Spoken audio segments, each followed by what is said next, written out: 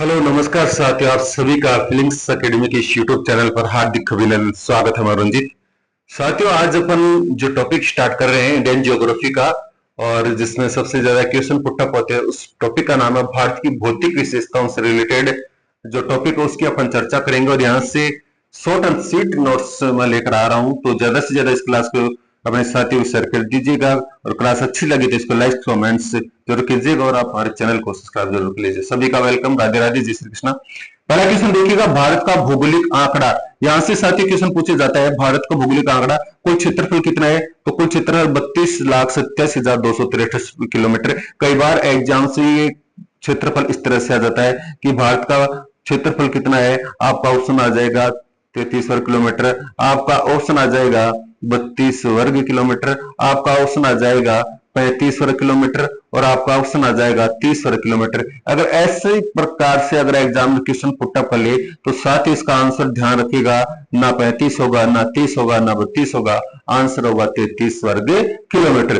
क्योंकि भारत का क्षेत्रफल 32 वर्ग किलोमीटर से ज्यादा है, तो समथिंग कौन आ रहा है? 33 आ रहा है। तो इस प्रकार से भी आजकल क्वेश्चन पुटअप हो रहे हैं, तो इस बात को भी आपको ध्यान में रखना है। तो देखिएगा, विश्व के क्षेत्रफल का कितना परसेंट है? 2.42% है, यानी 1/46वां भाग है। ठीक है। क्षेत्रफल का वितरण देख लीजिए साथियों, क्षेत्रफल का वितरण किस प्रकार से है। तो क्षेत्रफल का वितरण अगर आप मैं चर्चा करूं तो यहाँ पर भारत की बात करें, ये हमारा जो इंडिया दिख रहा है आपको, ये वाला जो पोर्शन है ये इंडिया है। और इस इंडिया की बात करें तो मैदानी जो भाग है, वो मैदानी भाग कितने हैं भारत के? 43% पर मैदानी भागों का विस्तार है। पठारी भाग की बात करो साथियों, पठारी भागों की अगर मैं चर्चा करूं, बीच वाला जो एरिया है यहाँ से यहाँ तक, यहाँ पर आपका 27.7% जो हिस्सा है वो आपका कौन सा है? पठारी भाग का। पहाड़ियों की बात करें तो कितना हिस्सा है? 18.6% है। पर्वतीय भाग की बात करूं तो कितना परसेंट है? 10.5%। तो कहने का मतलब सर्वाधिक जो आपका यहाँ पर देखने को मिलेगा मैदानी क्षेत्र देखने को मिलेगा। इसके बाद 2 नंबर पर आपका पठारी भाग देखने को मिलेगा, 3 नंबर पर आपके पहाड़ देखने को मिलेंगे, और 4 नंबर पर आपको पर्वत देखने को मिलेंगे। तो सबसे कम पर्वत है, और सर्वाधिक बात करें तो क्या आपके मैदान है। ये इस प्रकार से, ये देखो पर्वतीय क्षेत्र दिखा रखा आपको। पर्वतीय क्षेत्र का भाग उभरा हुआ रहता है, ऊंचा हुआ रहता है। मैदानी भाग इस तरह से होता है। पठार थोड़ा इस प्रकार से सपाट तरह से होता है, थोड़ी ऊंचाई के साथ। और इसके बाद में क्या आते हैं आपके? पर्वतीय भाग आता है। तो इस प्रकार से आपका ये क्वेश्चन क्या होता है? राइट होता है। अब देखिए, ज्यादा मैं बातचीत नहीं करूंगा, कुछ short seats and short matter लेके आऊं, कितना टाइम पढ़ने का नहीं आजकल। बात को मुख्य रूप से कितने भागों में बांटा जाता है? 6 भागों में बांटा जाता है। अगर आपसे क्वेश्चन पूछे कि भारत को मुख्य रूप से कितने भागों में बांटा गया है? 6 भागों में बांटा गया है। कौन कौन से? एक नंबर तो हो गया आपका उत्तरी पर्वतीय प्रदेश। ये जो ऊपर का हिस्सा दिख रहा है आपको यहाँ से यहाँ तक, ये भारत का उत्तरी हिस्सा है, यानी उत्तरी पर्वतीय प्रदेश है। फिर आपका जो उत्तर का विशाल मैदान है या उत्तर पर्वतीय प्रदेश है, ये भारत का यहाँ से यहाँ तक का हिस्सा है। फिर पूछा आपसे प्रायद्वीपीय पठार, तो प्रायद्वीपीय पठारी जो बीच का एरिया है ये आपका पठारी भाग है। फिर पूछा आपके मरुस्थल, तो मरुस्थल वाला जो पश्चिमी क्षेत्र है ये आपका मरुस्थल में आ जाएगा। तटीय मैदानों की बात करूं तो 5वें जो इसके सारे सारे ये दिख रहा है आपका, ये तटीय मैदान है। और इसके बाद इधर साइड में कौन से आ जाएंगे? आपके द्वीप समूह। तो भारत को कितने भौतिक प्रदेशों में बांटा गया लाडलो? 6 भौतिक प्रदेशों में बांटा गया है। नेक्स्ट देखिएगा, उत्तरी पर्वतीय प्रदेश। कौन सा? उत्तरी पर्वतीय प्रदेश। अब उत्तरी प्रदेश की बात करूं तो यह विश्व की सबसे ऊंची और नवीन पर्वतमाला है। जो उत्तरी पर्वतीय प्रदेश है ये विश्व की क्या है? सबसे ऊंची पर्वतमाला और सबसे बड़ी पर्वतमाला, जिसको आप हिमालय नाम देते हो। इसकी उत्पत्ति की बात करें तो यूरेशियन और इंडोस्ट्रियल प्लेट के टकराने से हुई, और जहां तेथिस सागर के स्थान पर क्या बन गया आपका? ये पर्वतमाला बन गया। क्षेत्रफल कितना है इसका टोटल? 5 वर्ग किलोमीटर। लंबाई कितनी है? 2400 किलोमीटर। और ऊंचाई कितनी है? 6000 मीटर। पश्चिमी हिमालय की बात करें तो इसकी चौड़ाई 300 से 500 किलोमीटर है। पूर्वी हिमालय की बात करें तो इसकी जो ऊंचाई चौड़ाई है, सीढ़ी चौड़ाई है वो 150 से 200 मीटर है, किलोमीटर है सीढ़ी चौड़ाई। पश्चिमी हिमालय की 300 से 500 किलोमीटर है। पूर्वी हिमालय की चौड़ाई कितनी है? 150 से 200 किलोमीटर। वर्गीकरण से 3 मुख्य भागों में बांटा गया है। यहाँ से क्वेश्चन बनते हैं। अब ट्रांस हिमालय का क्वेश्चन बन जाता है, कई बार हिमालय का बन जाता है, और पूर्वांचल पहाड़ियों का क्वेश्चन बन जाता है। तो ट्रांस हिमालय में कौन कौन सी श्रेणी है? काराकोरम है, लद्दाख है, जास्कर है। हिमालय की बात करें तो महान हिमालय, लघु हिमालय और शिवालिक हिमालय आता है।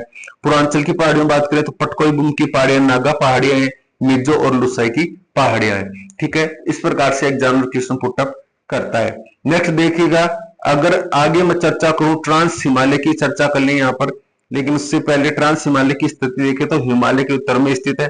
औसत ऊंचाई की बात करें तो 3000 मीटर बताना है। चौड़ाई पूर्व पश्चिम के किनारों पर 40 किलोमीटर है और मध्यवर्ती भाग में लगभग कितने किलोमीटर, 225 किलोमीटर। दोस्तों यहां से ये क्वेश्चन आपसे पूछा जाता है कई बार, इस क्वेश्चन को आपको अच्छी तरह से देख लेना है कि हिमनद या ग्लेशियर का क्रम पश्चिम से पूर्व पूछता है। यानी ये मान लीजिए अपना इंडिया है और ये कौन सा भाग आ गया आपका, पश्चिमी भाग आ गया, और ये कौन सा आ गया आपका, पूर्वी भाग आ गया, ये आपका नॉर्थ आ गया, ये आपका साउथ आ गया। अब कई बार क्वेश्चन पूछ लेता है कि बताइए हिमनद ग्लेशियर का क्रम पश्चिम से पूर्व, तो इधर पश्चिम जाओगे तो यहाँ पर एक ग्लेशियर है जिसका नाम क्या है आपका, बादुरा ग्लेशियर है। कौन सा ग्लेशियर से आते हो, बादुरा। बादुर के बाद में आपका कौन सा ग्लेशियर आता है, हिस्पार। हिस्पार के बाद में कौन सा आता है आपका, बियाफो। बियाफो के बाद में कौन सा आ जाएगा, रिमो। रिमो के बाद में कौन सा आ जाएगा, लाडलो सियाचिन। अब देखो सियाचिन से क्या क्वेश्चन बन जाता है कि ये भारत का सबसे बड़ा और ऊंचा ग्लेशियर है जो ट्रांस हिमालय में स्थित है और नुब्रा घाटी से होकर जाया जाता है। अगर सियाचिन जाओगे तो कौन सी घाटी से जाएंगे अपन, नुब्रा घाटी से जाएंगे। फिर देखो हिमालय पर्वतमाला का अध्ययन। हिमालय पर्वतमाला का अध्ययन की बात करें तो श्रृंखला कुल 4 श्रेणियां जिनका आधार बरंस है। हिमालय की चोटी में उत्तर से दक्षिण क्रम, ऐसे क्वेश्चन आजकल बहुत पूछता है तो देख लेना आप। काराकोरम की बात करें सबसे ऊपरी सिफर आ जाएगी। फिर लद्दाख, आपका लद्दाख वाला क्षेत्र जास्कर आ जाएगा। जास्कर के बाद में वरद हिमालय आ जाएगा। वरद हिमालय के बाद में फिर पंजाल आ जाएगा। फिर पंजाल के बाद में कौन सा आ जाएगा आपका, शिवालिक हिमालय आ जाएगा। अब जीबीटी किसको अलग करती है, महान सीमा भ्रंश से। ग्रेट बाउंड्री जो ट्रस्ट है वो अरावली और दक्षिण पूर्वी पठारी या हाड़ोती पठार के मध्य में स्थित है, जीबीटी। ठीक है, यहां से भी क्वेश्चन पुटअप होता है। ठीक है, नेक्स्ट देखिएगा, भारत की भौगोलिक स्थानों की बात करें तो मुख्य बिंदु में क्या क्या क्वेश्चन आपको ध्यान में रखने हैं। भारत का सर्वोच्च शिखर कौन सा, आप सबको पता है कि हमारे भारत का जो सर्वोच्च शिखर है वो, हमारे भारत का जो सर्वोच्च शिखर वो है केटू। कौन सा साथियों, केटू, जिसको अपन क्या बोलते हैं, गॉडविन ऑस्टिन। ठीक है, लेकिन ये स्वतंत्र भारत का नहीं है। ये केटू की हाइट है 8611 मीटर ऊंचा है। ये कितनी ऊंची है पर्वत श्रृंखला, भारत की सबसे ऊंची चोटी कौन सी है, केटू, जिसकी हाइट कितनी है 8611 मीटर। लेकिन आपसे क्वेश्चन पूछा जाए कि स्वतंत्र भारत की सबसे ऊंची चोटी, तब केटू का नाम नहीं आता है, तब आपको ध्यान में रखना है कंचनजंगा। कौन सा ध्यान रखना आपको, कंचनजंगा। ठीक है, 8611 मीटर ऊंची केटू, और स्वतंत्र भारत की पूछी तो कंचनजंगा, जो आगे अपन पढ़ेंगे अभी। अब देखिएगा आगे अपन चर्चा करें तो और क्या क्वेश्चन बन सकते हैं। जो ट्रांस हिमालय की कौन सी श्रेणी में स्थित भारत की सबसे ऊंची चोटी।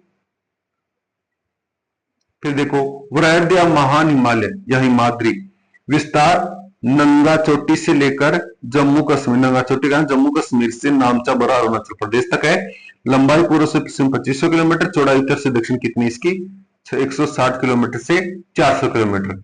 अब हिमालय की प्रमुख पर्वत श्रृंखला कौन कौन सी है, तो हिमालय की पर्वत श्रृंखला मुख्य रूप से ट्रांस हो गई, वृहद हिमालय हो गया, लघु हिमालय हो गया और शिवालिक हिमालय हो गया। जिस तरह से आपको डायग्राम में दिख रहा है, स्लाइड में देख सकते हो आप आराम से। ये आपकी श्रेणियां हैं कौन सी, ट्रांस, वृहद, लघु और शिवालिक, ये हिमालय की प्रमुख श्रेणियां हैं।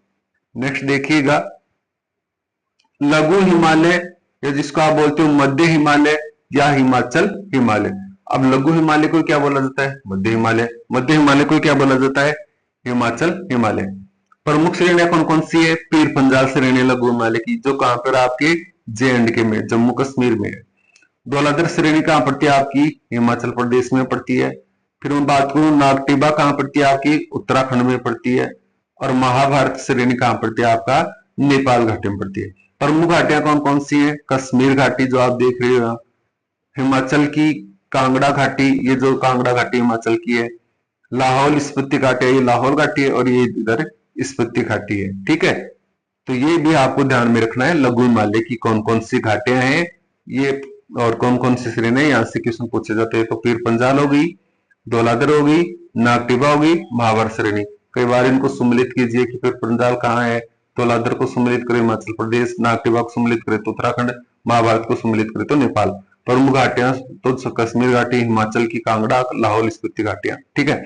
घास के मैदान कौन कौन से हैं? कश्मीर में इन घास के मैदान को बोला जाता है मर्ग। क्या बोला जाता है? मर्ग। जैसे गुलमर्ग और सोनमर्ग। और उत्तराखंड में इनको बुग्याल या पयार के नाम से जाना जाता है। तो घास के मैदान होते हैं जम्मू कश्मीर में, उन घास के मैदानों को स्थानीय भाषा में अपन बोलते हैं मर्ग। लेकिन उन्हीं घास के मैदान को उत्तराखंड में किस नाम से जाना जाता है? आपका बुग्याल या पयार के नाम से जाना जाता है। नेक्स्ट देखिएगा उप हिमालय। कौन सा हिमालय? उप हिमालय बोल दो, शिवालिक हिमालय बोल दो, या बाह्य हिमालय, नवीनतम हिमालय, एक ही बात है। देखो यहां से क्वेश्चन क्या बन जाएगा? दून और द्वार का क्वेश्चन बनता है। लघु हिमालय और शिवालिक के बीच स्थित घाटियां जिनको पश्चिमी तो कहते हैं दून, और पूर्व में जाते क्या कहलाते हैं? ये द्वार। जैसे देहरादून, कोटली दून। ठीक है। द्वार जैसे हरिद्वार, कोट द्वार। ठीक है। इस प्रकार से अब देखो ये जो पॉइंट दिख रहा है आपको, ये ऊपर वाला पॉइंट, ये वाला, ये है आपका ट्रांस हिमालय, जो कौन सी श्रेणी में? काराकोरम और लद्दाख श्रेणी में। ये नीचे आपको पॉइंट दिख रहा है वरद हिमालय, जिसको महादेव बोलोगे। ये हिमाचल या लघु हिमालय वाला पॉइंट ये वाला हिस्सा है, और शिवालिक हिमालय वाला ये पार्ट आपको देखने को मिलेगा। ठीक है। तो दून यानी पश्चिम में देहरादून, कोटली दून, पाटली दून, और पूर्व में क्या कहलाता है? ये द्वार के नाम से जाना जाता है। तो ये फैक्ट भी आपको ध्यान में रखना है। नेक्स्ट देखिएगा पूर्वांचल की पहाड़ियां। पूर्वांचल की पहाड़ियों का उत्तर से दक्षिण क्रम पूछ लेता है। अब अरुणाचल प्रदेश की बात करें तो ये हमारा भारत है और ये अरुणाचल प्रदेश है। यहाँ पर एक पहाड़ी है जिसका नाम है पट्टकोई बूम की पहाड़ियां। कौन सी है? पट्टकोई बूम की पहाड़ियां है।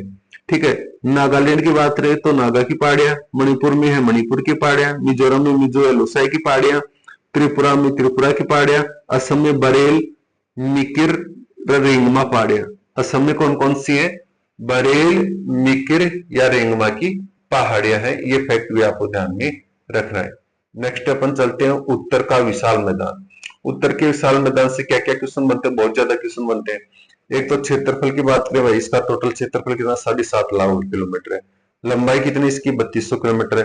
निर्माण से सिंधु, गंगा, ब्रह्मपुत्र नदियों के द्वारा बहाकर लाए गए जलोढ़ निक्षेप से इसका निर्माण है। यह आपका उत्तर का विशाल मैदान है। ये इधर आपकी गंगा नदी है, ये ब्रह्मपुत्र नदी और ये सिंधु नदी, इन नदियों के द्वारा बहाकर लाए गए जो जलोढ़ पंख है, जो उनसे इसका निर्माण हुआ है। किसका? उत्तर का विशाल मैदान। अब इसका भौगोलिक वर्गीकरण अपन करते हैं उत्तर के विशाल मैदान की, कि उत्तर का विशाल मैदान का भौगोलिक वर्गीकरण, खादर क्या होता है, बांगर क्या होता है, ठीक है, बाबर क्या होता है, तराई क्या होता है, ऐसे क्वेश्चन पूछता है एग्जाम में। तो देखो भाबर प्रदेश यानी शिवालिक के दक्षिण में कंकड़ पत्थर वाला क्षेत्र, जैसे मान लीजिए ये शिवालिक हिमालय है, और शिवालिक हिमालय का ये जो दक्षिण का क्षेत्र है, यहाँ पर कौन सा प्रदेश मिलता है? भाबर प्रदेश, जो कंकड़ पत्थर वाला क्षेत्र होता है। फिर देखो आगे चलोगे तो ये जो क्षेत्र मिलेगा दक्षिण के नीचे नीचे, यह आ जाएगा तराई प्रदेश। तराई प्रदेश का मतलब भाबर के दक्षिण में नमी और दलदली जो भूभाग, जो तलछट वाला क्षेत्र है, दलदली वाला जो दलदल है नीचे नमी से युक्त, इसको अपन क्या बोलते हैं? तराई प्रदेश बोलते हैं। फिर अगला क्वेश्चन पूछा जाएगा आपका बांगर प्रदेश, यानी प्राचीन जलोढ़ मृदा से निर्मित उच्च मैदान, जहां बाढ़ का पानी नहीं पहुंच सकता। यानी यहाँ पर मैदान तो है प्राचीन जलोढ़ मृदा के द्वारा, लेकिन बाढ़ का पानी यहाँ तक पहुंच नहीं पाता। इस कारण ये मिट्टी क्या नहीं होती? पहले जैसी नहीं होती, नवीन मृदा का निर्माण होता है। इस कारण क्या कहलाता है? ये बांगर प्रदेश कहलाता है। याद रखना क्या कहलाता है? बांगर प्रदेश। भूड़ क्या होता है? बांगर मैदान में मिट्टी के कटाव से बनी कंकड़ पत्थर युक्त। ये जो भूड़ है, ये भूड़ क्या होता है? बांगर मैदान में मिट्टी का जब कटाव होता है तो कटाव के फलस्वरूप बनने वाला कंकड़ पत्थर युक्त उच्च भूमि वाला ये जो क्षेत्र है, इसको कहते हो आप भूड़। रेड कलर क्या होता है? बांगर क्षेत्र में लवणों के जमाव से बनी सफेद परत, यही बांगर क्षेत्र, और इसमें लवणों से जमी जमाव जो क्षेत्र है सफेद परत वाला, इसको कहते हैं हम रेह कलर या ऊसर के नाम से भी इसको जाना जाता है। फिर नेक्स्ट देखिएगा खादर प्रदेश। खादर प्रदेश का मतलब नई जलोढ़ मिट्टी का नाम आएगा। तो नई जलोढ़ से बना निचला मैदान जहां प्रतिवर्ष नई मिट्टी जमा होती है, पंजाब में इसे बेट के नाम से जानते हैं। पंजाब में खादर प्रदेश को किस नाम से जानते हैं? बेट के नाम से जानते हैं। ये फैक्ट भी आपको ध्यान में रखना है। ठीक है। तो देखो आगे कुछ विशेष तथ्यों की बात करें, मोलेसिस बेसिन, मृदु व असंगठित चट्टानों से बना मिजोरम का क्षेत्र। मोलेसिस बेसिन क्या होता है? तो मोलेसिस बेसिन क्या होता है? मृदु व असंगठित चट्टानों से बना मिजोरम का क्षेत्र। करेवा क्या होता है? कश्मीर घाटी में पाए जाने वाले झील या निक्षेप जहां जाफरान केसर की खेती होती है। यानी कश्मीर घाटी में पाए जाने वाले झील या निक्षेप जहां पर जाफरान या केसर की खेती होती है उसको क्या बोलते हैं अपन? करेवा बोलते हैं। तो ये फैक्ट भी आपको ध्यान में रखना है। नेक्स्ट आपसे भौगोलिक विशेषताओं में सीधा एग्जामिनर क्वेश्चन पुट अप करता है प्रमुख द्वाबों का। साथियों, ये जो कंटेंट है ये ऑनथेटिक कंटेंट है और ऐसा कंटेंट है जो आपको एग्जाम्स में ज्यों का त्यों मिलने वाला है। मैं कुछ ज्यादा महासंग्राम नहीं पढ़ाने वाला हूँ। महासंग्राम आप किताबों से पढ़ सकते हो। मेरा उद्देश्य ऐसा है कि कंटेंट ऐसा देना है कि जो एग्जामिनर पूछे तो यहाँ से डेफिनेटली हर क्वेश्चन आपको पूछा जाएगा, पूछे गए भी हैं। तो ऐसा ही कंटेंट में बना के लाए। तो प्रमुख दबाव कौन कौन से इस क्षेत्र में? तो विस्तृत दबाव की बात करें तो व्यास और सतलज के बीच का जो दबाव उसको क्या बोलते हैं? विस्तृत दबाव बोलते हैं। ये जो व्यास नदी है और ये आपकी सतलज नदी, और इन दोनों के जो बीच का क्षेत्र है, इन दोनों की जो ये जो क्षेत्र है इसको क्या बोलते हैं अपन? विस्तृत दबाव। ठीक है। फिर देखो अगला आएगा बारी दबाव। बारी दबाव क्या है? आपका व्यास और रावी के मध्य का क्षेत्र। ये रावी नदी होगी और ये व्यास, इस मध्य का क्षेत्र कौन सा हो जाएगा? आपका बारी दबाव हो जाएगा। छाछ दबाव क्या हो जाएगा आपका? ये झेलम होगी और ये चिनाब होगी। इन दोनों के बीच का क्षेत्र क्या कहलाता है? छाछ दबाव कहलाता है। रेचना दबाव क्या होता है आपका? रेचना का मतलब रावी और चिनाब नदी का काम होगा। ये रावी हो गई और ये चिनाब, इसके बीच का क्षेत्र क्या कहलाता है आपका? रेचना दबाव कहलाता है। सिंध सागर दबाव का मतलब झेलम, और ये कौन सी नदी आपकी? सिंधु नदी। इसके जो बीच का क्षेत्र है इसका नाम क्या है आपका? सिंध सागर दोआब नाम है। तो दोआब से क्वेश्चन कई बार सुमेलित कीजिए, यह भी क्वेश्चन पूछ सकता है। कई बार निम्नलिखित कथनों पर विचार कीजिए, ये भी पूछ सकता है। और कई बार सीधा भी पूछ सकता है कि सतलज और व्यास के बीच में कौन सा क्षेत्र जिसको दोआब कहा जाता है? विस्तृत दोआब। व्यास राय के बीच का क्षेत्र बारी दोआब। झेलम चिनाब के बीच का क्षेत्र छाछ दोआब। राई चिनाब के बीच का क्षेत्र रेचना दोआब। झेलम सिंधु के बीच का क्षेत्र कौन सा हो जाएगा आपका? सिंध सागर दोआब। तो ये था आपका पर्वतीय प्रदेश जहां से इस प्रकार से क्वेश्चन पूछे जा सकते हैं। अब पठार से क्या क्वेश्चन पूछेंगे? यहाँ से भी सीधा मैं कोई महाभारत नहीं लिख के लाया हूं, सिर्फ कंटेंट पर ध्यान देंगे। यहां से यहां तक का ये क्षेत्र है पूरा, ये आपका प्रादीपीय पठार, जो किसका पार्ट है आपका? गोंडवाना लैंड का पार्ट है। किसका पार्ट है? गोंडवाना लैंड का पार्ट है। तो देखिएगा, पहली बात तो ये होगी कि गोंडवाना लैंड का पार्ट, इसका मतलब गोंडवाना लैंड का हिस्सा है। भारत का सबसे प्राचीनतम सबसे बड़ा भौतिक प्रदेश भी यही है। बरावली पर्वत श्रेणी इसी पठार का हिस्सा है और इसका विस्तार लगभग कितना है? 16 लाख वर्ग किलोमीटर है। कितना है साथियों? 16 लाख वर्ग किलोमीटर है। देखिए इधर भारत के बंगाल की खाड़ी है और इधर भारत की कौन सी है? अरब सागर की खाड़ी। अब देखो पठारों का विभाजन की बात करें तो यहाँ पर एक पठार आता है दक्कन का पठार। दक्कन का पठार जिसको आप क्या बोल सकते हो? दक्कन का पठार जिसको आप बोल सकते हो दक्कन ट्रेप। कौन सी trap? Deccan trap. Deccan trap बोल सकते हो। यानी ये महाराष्ट्र, गुजरात और एमपी के मध्य स्थित है। दक्कन ट्रेप कौन कौन से स्टेट के मध्य है? महाराष्ट्र, गुजरात और एमपी के मध्य। मैसूर की पठार की बात करें तो ये कर्नाटक आ जाता है। तेलंगाना की बात करें तो तेलंगाना का पठार। रायलसीमा का पठार आ जाता है आंध्र प्रदेश में। अगर आपसे पूछ ले रायलसीमा का पठार कहाँ है, तो रायलसीमा का पठार कहाँ आपका? आंध्र प्रदेश में। तो ये फैक्ट भी आपको ध्यान में रखना है। फिर देखिएगा साथियों, नेक्स्ट अपन बात करें मध्य उच्च भूभाग। मध्य उच्च भाग से क्वेश्चन क्या बन जाते हैं? बिल्कुल ये class grade first second grade आपकी जो रेट का कुछ पार्ट है उसमें, ठीक है, जितने भी प्रत्येक परीक्षा में अगर इंडियन ज्योग्राफी आती है तो वहां से ये क्वेश्चन देखने को मिले, तो सभी के लिए उपयोग है। तो कोई टेंशन वाली बात नहीं। माला का पठार कहाँ है? मध्य प्रदेश में। हाड़ौती का राजस्थान में। बुंदेलखंड उत्तर प्रदेश में और बघेलखंड छत्तीसगढ़। इन दोनों में कंफ्यूज होगा ना। बुंदेलखंड उत्तर प्रदेश, खूब लड़ी मर्दानी वो तो झांसी वाली रानी की बुंदेलखंड उत्तर प्रदेश, और बघेलखंड पूछे तो छत्तीसगढ़। अब उत्तरी पठार की बात करें तो छोटा नागपुर का पठार है। छोटा नागपुर का पठार झारखंड और पश्चिम बंगाल में इसका विस्तार है। फिर हमारी बात को दंडकारण्य पठार की। दंडकारण्य पठार कहाँ कहाँ आपका, ओडिशा और छत्तीसगढ़। तो ओडिशा और छत्तीसगढ़ के बीच में कौन सा पठार आपका, दंडकारण्य पठार है। मेघालय शिलांग कार्बो एलोंग पठार की बात की जाए तो ये कहाँ पड़ता है आपका, मेघालय पड़ता है। कौन से पड़ता है, मेघालय। अब प्रमुख दर्रे, यहाँ से भी क्वेश्चन पुटअप होते हैं। दर्रा क्या होता है कि दो पहाड़ियां हैं, उन पहाड़ियों को बीच में से काटकर जो रास्ता तैयार किया जाता है, उस रास्ता को क्या बोल जाता है आपका स्थानीय भाषा में, दर्रा बोला जाता है ना। कठिन रास्ता होता है, उसको काटकर अगर आप रास्ता होना तो दर्रा कहलाता है। अब यहाँ पर देखो कई प्रकार के क्वेश्चन बन जाते हैं। थालघाट दर्रा, बोरघाट, पालघाट, सिनकोट, ऐसे क्वेश्चन बनते हैं। थालघाट की बात करें, थालघाट दर्रा किसको किससे जोड़ता है, मुंबई को नासिक से जोड़ता है। बोरघाट की बात करें तो मुंबई को पुणे से जोड़ता है। पालघाट की बात करें, कोच्चि को कोयम्बटूर से जोड़ता है। और सिनकोट किसको किससे जोड़ेगा, तिरुवनंतपुरम को मदुरई से जोड़ देता है। तो ये फैक्ट भी अपन को ध्यान में रखना। स्लाइड आपको दिखा रहा हूं, यहाँ पर ये इस प्रकार से देखो, पहाड़ियों को काटकर बीच में से क्या बनाए जा रहे हैं, रास्ते बनाए जा रहे हैं। इनको ही क्या बोला जाता है, आपका दर्रा बोला जाता है। तो ये चार जो दर्रे हैं, यहाँ से क्वेश्चन डेफिनेटली पूछे जाते हैं। पश्चिमी घाट में है चारों दर्रे। विशेष तथ्य से क्या क्वेश्चन बन जाएगा, एक तो माजुली द्वीप का। माजुली द्वीप की बात करें तो माजुली द्वीप है वो असम में ब्रह्मपुत्र नदी पर विश्व का सबसे बड़ा नदी द्वीप है। जैसे विश्व का सबसे बड़ा द्वीप तो अलग है, लेकिन अगर आपसे विश्व का सबसे बड़ा नदी द्वीप यानी नदी के द्वारा निर्मित जो द्वीप है वो कौन सा है, माजुली द्वीप है, जो असम में ब्रह्मपुत्र नदी पर है। कौन सी नदी पर है, ब्रह्मपुत्र नदी पर है। तो ये फैक्ट भी अपन को ध्यान में रखना है।